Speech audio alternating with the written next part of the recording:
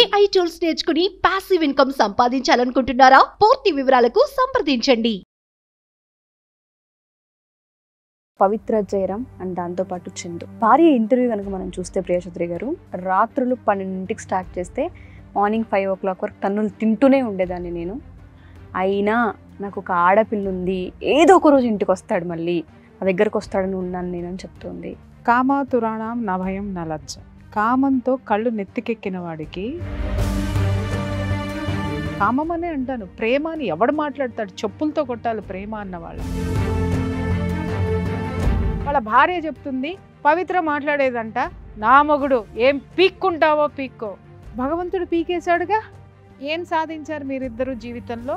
5 సంవత్సరాలు పడక మీద సుఖాన్ని సాధించారు తప్ప అవతల అది ఊరిస్తుంటే చెరపకురా చెడేవు. ఇది ఒక్కటే చెప్తా నేను. నమస్తే ప్రియచౌదరి గారు. నమస్తే తల్లి. యూట్యూబ్ ఛానల్లో మొత్తం హాట్ టాపిక్గా మారిందని చెప్పుకోవచ్చు.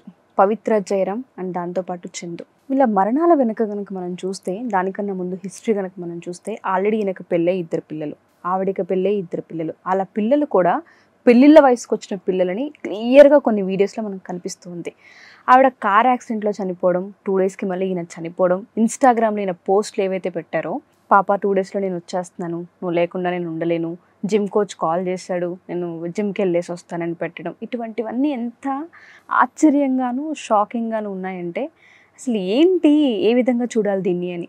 వాళ్ళ భార్య ఇంటర్వ్యూ కనుక మనం చూస్తే ప్రియచౌదరి గారు 6 years అయింది. చేసిన దానికి అర్థం ఏంటి చెప్పండి? ఆ అమ్మాయి 11 ఏళ్ళు వాళ్ళ పేరెంట్స్ని ఒప్పించి అన్ని సంవత్సరాలు అతనితోటి సహజీవనం చేసి, అతని కోసం వెయిట్ చేసి, పెళ్లి చేసుకుంటాడని వెయిట్ చేసి, చివరికి అది సాధించిన తర్వాత అతన్ని సాధించుకోలేకపోయింది. విదిన్ 2 years ఈ అమ్మాయి దగ్గరికి వచ్చేసాడు అతను. అమ్మాయి కాదు, ఆంటీ. ఇక్కడ వాళ్ళు బ్రతుకున్నారా చనిపోయారా పక్కన పెడతానండి. ఇక్కడ కామం అనేటటువంటి ఒక పదం ఏదైతే ఉందో, కామం అనే అంటాను. ప్రేమ అని ఎవడు మాట్లాడతాడు? చెప్పులతో కొట్టాలి ప్రేమ అన్న వాళ్ళని. ఏంటండి, వయోభేదం ఉండదా? అదే ఆ అమ్మాయికేమో ఆవిడకేమో ఆవిడ వయసు ఏంటి, ఇతని వయసు ఏంటి? సరే వయసులు పక్కన పెడదామండి. అసలు అతనికి ఒక సంసారం ఉంది, పిల్లలు ఉన్నారు. కనీసము వాళ్ళమ్మ తల బాదుకుని మరీ ఏడుస్తుంది ఏంటి అని అంటే, నీ కొడుకుని నేను పంపేను, ఇక్కడే ఉంటాడు. వాళ్ళ భార్య చెప్తుంది, పవిత్ర మాట్లాడేదంట, నా మొగుడు ఏం పీక్కుంటావో పీక్కో. ఏం పీకారు? భగవంతుడు పీకేశాడుగా. నీ బిడ్డల నుంచి తల్లి పోస్టు నిన్ను పీకేశాడు, నీ మొగుడని పిలిపించుకున్నటువంటి వాడి పోస్టు పీకేశాడు. ఏం సాధించారు మీరిద్దరు జీవితంలో? 5 సంవత్సరాలు పడక మీద సుఖాన్ని సాధించారు తప్ప మీరు జీవితంలో ఏం సాధించారు?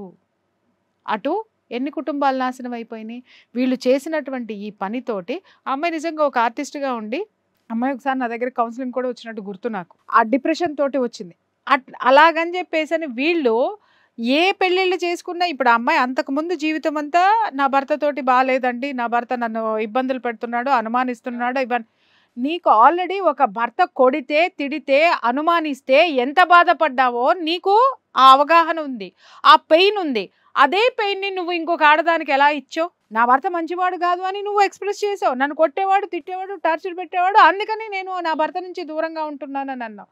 మరి ఈ జీవితాన్ని ఇంకొక ఆడదానికి నువ్వు ఎలా ఇచ్చావు? నేను క్వశ్చన్ చేస్తున్నా.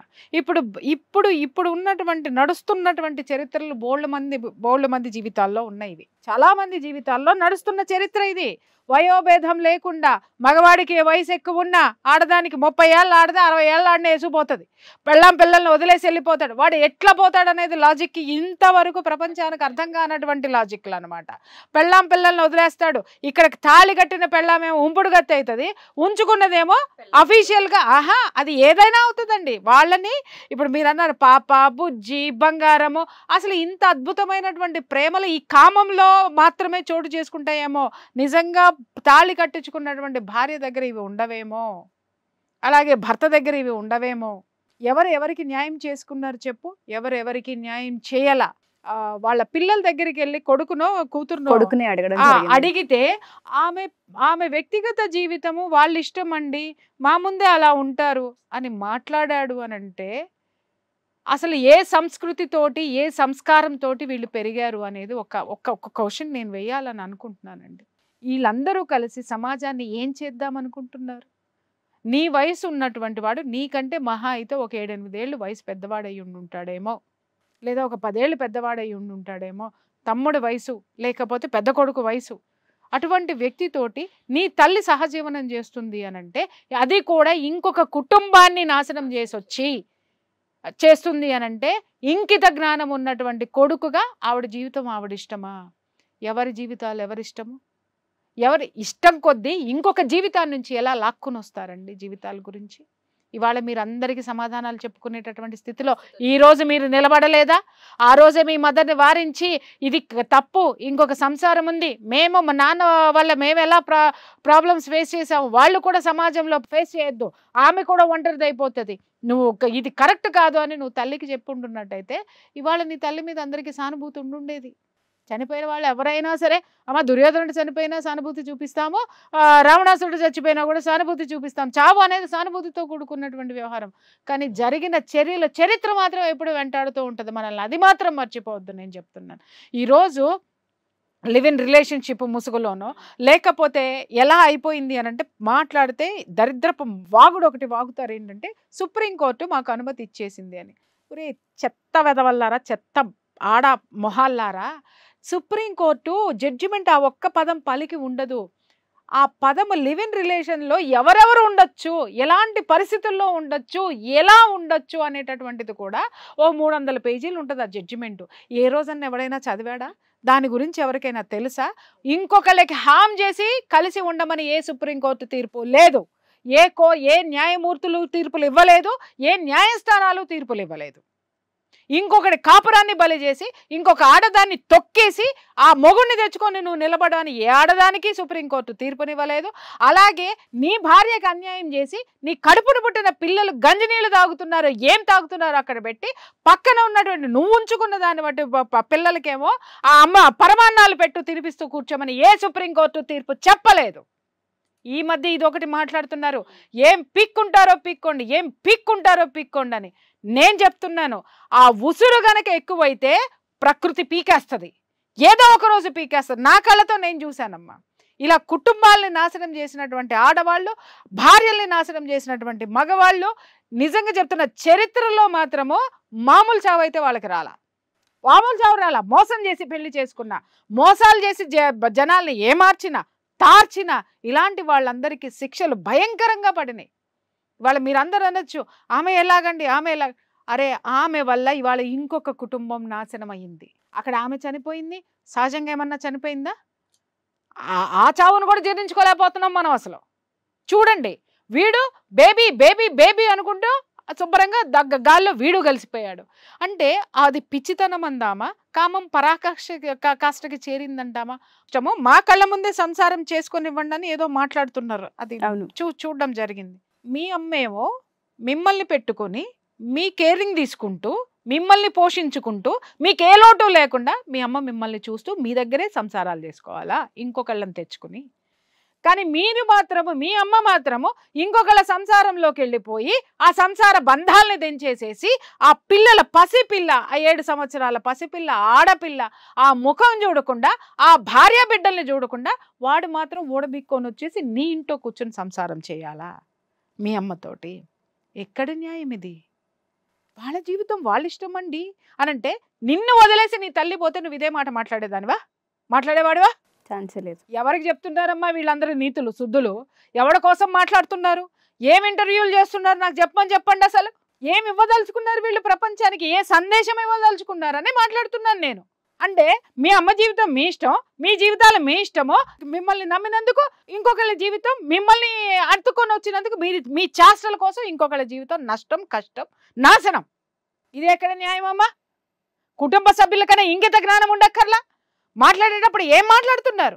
ఇవాళ ఆ చెప్పుకోలేనటువంటి పరిస్థితి. ఎందుకంటే తల్లిదండ్రుల మనసు నొప్పించకూడదు ఒకటి. రెండోది ఏంటంటే వాళ్ళని ఒప్పించి ఈ అమ్మాయి పెళ్లి చేసుకుంది. వాళ్ళు వ్యతిరేకించినా కూడా, వద్దు అన్నా కూడా పెళ్లి చేసుకుంది. కాబట్టి భయంకరమైనటువంటి నరకం. లోపల దాచుకోను లేదు, బయటికి చెప్పుకునే వాళ్ళు లేరు, లోపల కుమిలి కుమిలి కుమిలి కుమిలి ఎంత దారుణమైన శిక్ష ఆ భార్య తల్లికి చెప్పుకుందామన్నా తల్లి బతికలేదట. పెళ్ళైన తర్వాత చనిపోయింది.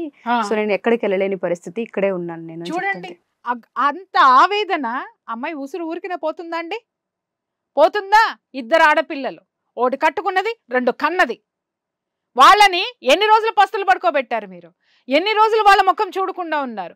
ఇంకొక దాష్టీకం ఏంటంటే రాత్రిపూట తాగి వచ్చి రాత్రి ఏంటమ్మా 12ంటికి మొదలు పెడితే తెల్లారుజామున 5 దాకా తనడమేనంట. నేను అల్లా కామాతురాణం నా భయం నా లజ్జ. అవతల అది ఊరిస్తుంటే ఇక్కడ దీన్ని అనుభవించేసావు కాబట్టి దీనికి శిక్ష. ఎవరు దీన్ని మనం ఎందుకు సమర్థించాలి చెప్పండి? ఏ విషయంలో సమర్థించాలి? చావు మీద సానుభూతి ఉంది, కానీ ఆ వెనక ఉన్నటువంటి చరిత్ర ఏదైతే ఉందో అది మనం దాస్తే దాగేటటువంటిది కాదు. సమర్థించుకోవాలి. ఎప్పుడు అంటే అది ఎదుటివాడికి ఒకటే. నేను ఇక్కడ విషయం చెప్తున్నానమ్మా, మనం జీవితంలో తెలుసో తెలియకో, తెలిసి చేస్తాము, తెలియక చేస్తాం, తప్పులు చేస్తాము. కానీ ఆ తప్పుల ద్వారా ఒక నష్టం జరిగినప్పుడు బేషరతుగా క్షమాపణ చెప్పటం అనేది ఉంటుంది. చూసావా, అది నువ్వు మనిషిగా జన్మనిచ్చినందుకు నీకు వచ్చేది. మేము బ్రతికితే చాలని ఈ కుటుంబం మొత్తం భావించింది. ఎవరెట్లా పోతే మాకెందుకని భావించింది. ఇవాళ ఎవరికి ఎవరు దక్కనటువంటి పరిస్థితి వచ్చింది. మీరు అనాథల్లాగా రోడ్డును పడ్డారు, ఆ తల్లి పిల్ల అనాథల్లాగా రోడ్డును పడ్డారు. ఇంకొక విషయం ఏంటంటే వీళ్ళ లివ్ ఇన్ రిలేషన్షిప్ లో ఉన్నప్పుడు ఆ తల్లి పిల్లను వదిలేసి వచ్చిన తర్వాత వీళ్ళు చుట్టూ ఉన్న వాళ్ళు కూడా కనీసం ఒక్క మాట కూడా వీళ్ళకి చెప్పనటువంటి పరిస్థితి. ఈ అమ్మాయి నా దగ్గరకు వచ్చి కేవలం డిప్రెషన్తో ఉన్నానని వచ్చింది, కానీ ఈ రిలేషన్షిప్స్ అన్నీ నాకు తెలియదు. ఎందుకు డిప్రెషన్ ఉందంటే నా భర్త వల్ల నాకు ప్రాబ్లమ్స్ ఉన్నాయి మేడం అని. టేక్ డివోర్స్ అమ్మా. డిప్రెషన్లోకి ఎందుకు వెళ్తారు మీరు? నాకు 2 పిల్లలు ఉన్నారండి మేడం. నాకు ఇప్పుడు ఒక్కొక్కటి తర్వాత అమ్మాయి చూసిన తర్వాత నాకు ఇప్పుడు గుర్తొస్తుంది. అంటే నీ పిల్లలు ఉన్నారు, వాళ్ళ భవిష్యత్తు ఎట్లా అని చెప్పేసి అని నీ భర్త టార్చర్ పెడుతున్నాడని నువ్వు మరి ఇదే సీను నువ్వు ఇంకొక ఆడదానికి రిపీట్ చేసావు కదా. మరి అప్పుడు ఆమె ఉసిరు ఎక్కడికి పోవాలా? ఆమె బాధ ఎవరు తీసుకోవాలా? ఆమెకి ఎవరు సమాధానం చెప్పాలా? వాళ్ళ కుటుంబాన్ని ఆదుకునేటటువంటి వాళ్ళు ఎవరు? ఇంకా ఈ పిల్లలు పైకి వచ్చారు, కనీసం వయసు వచ్చిన మీకే మీ అమ్మ తోడు అవసరమో? మిమ్మల్ని మీ అమ్మ పక్కన పెట్టుకుంది, మిమ్మల్ని పారేయమని ఎవరు చెప్పలా? ఇంకొకరిని తెచ్చి ఇంట్లో పెట్టుకున్నా కూడా ప్రపంచం కూడా మిమ్మల్ని పారేయమని మీ అమ్మకి చెప్పలా? వాడిని పెట్టుకొనిచ్చింది, మిమ్మల్ని పెట్టుకొనిచ్చింది, మీరు పెట్టుకున్నదంతా దౌర్భాగ్యాన్ని చూస్తూ ఈ ప్రపంచం భరించింది, కానీ ప్రకృతి భరించలేదమ్మా. మనం తెలుసుకోవాల్సింది ఏంటంటే, మనం అనుకుంటాము ఉషా నా ఇష్టం, నా జీవితం, నేను బ్రతుకుతాను. ప్రతి ఒక్కళ్ళు మాట్లాడేటటువంటి మాట, నా లైఫ్ నా ఇష్టం, నువ్వెవడ్రా అడగడానికి? నిజంగా చెప్తున్నాను, నేనేమీ కాను అడగడానికి. నాకు ఏ సంబంధము లేదు అడగడానికి, నాకే అర్హత లేదు అడగడానికి. కానీ ఒకళ్ళకి మాత్రం అర్హత ఉంది, అదే ప్రకృతి. మనం అనుకుంటామో ఇవాళ రేపట్లో ఎలా జరిగింది, అయ్యో ఎలా జరిగింది అని అంటామో. ఎవ్వడో చూడట్లేదు కదా అని చెప్పేసి నీ ఇష్టం వచ్చిన హక్కులు, నీ ఇష్టం వచ్చినటువంటి కోర్టు తీర్పుల్ని నీ యొక్క అనుగుణంగా మార్చేసుకుంటూ నీకు ఎలా వస్తే అలా తిప్పేసి ప్రపంచాన్ని నువ్వు ఆడించేసుకున్నాలనుకుంటే, ప్రపంచాన్ని ఆడించేటటువంటి శక్తి ఒకటి ఉంటుంది. ఆ శక్తి చేతిలో ఏదో ఒక రోజు మనం దానికి పనిష్మెంట్ అనుభవించే తీరాలి. దానికి ప్రత్యక్ష సాక్ష్యమే ఈ సంఘటన. చెప్పినట్టుగానే గిల్ట్ అనేది ఒకటి ఉంటుంటుంది, మనస్సాక్షి అనేది ఒకటి ఉంటుంటుంది. ఇవాళ లేదు ఉషా, నేను చెప్తున్నాను, మనస్సాక్షిని చంపేస్తున్నారు. చంపుకుని అనను, చంపుకోవడం వేరు, చంపేయడం వేరు. అర్థమైందమ్మా? చంపుకోవడం అంటే మదన పడడం, చంపేయడం అంటే పీక్ పక్కన పడేయడం అన్నమాట. అక్కర్లేదు అది నాకు. మనస్సాక్షి అనేది అది ఉంటే నేను ఎలా బ్రతుకుతాను, నేను ఎలా బ్రతకాలి, నేను బ్రతకాలంటే దాన్ని చంపేయాలి అని ఫస్ట్ దాన్ని మర్డర్ చేసిన తర్వాత ఇవన్నీ చేస్తున్నారు. ఆ తర్వాత మనల్ని ఏం చెయ్యాలి అనేది మన పైన ఒకడు ఉన్నాడుగా, వాడు తేలుస్తాడు కదా లెక్కలు, వాడు రాస్తాడు కదా మన తలరాతలు, వాడు గీస్తాడు కదా గీతలు. ఆ బొమ్మలే ఈరోజు గోడ మీద బొమ్మలై కూర్చుంటున్నాయి. ఇలాంటివన్నీ చెరపకురా చెడేవు, ఇదొక్కటే చెప్తా నేను. ఇంకొకళ్ళ కాపురాల్లో దూరి మీ ఇష్టం వచ్చిన వేషాలన్నీ వేసి కాపురాల్ని కూల్చి మొగుళ్ళని వేరు చేసి ఈ విధంగా చేసేటటువంటి ప్రతి ఒక్క ఆడవాళ్ళు, కాపురాలను కూర్చేటటువంటి ఆడవాళ్ళకి నేను చెప్తున్నాను కదా, ఎవరికైనా ఇలాంటి దుర్గతి ప్రతి ఒక్కరికి పట్టాలని లేదు. కానీ ఇంతకంటే నీచమైనది, ఇంతకంటే ఘోరమైనవి, ఇలాంటి ఘోరమైనటువంటి వాటిల్నే మీరు కూడా ఫేస్ చేయాల్సి వస్తుంది. Thank you ma'am. సుమన్ టీవీలో మీ పర్సనల్ అండ్ బిజినెస్ ప్రమోషన్స్ కోసం కింది నెంబర్కి కాంటాక్ట్ చేయండి.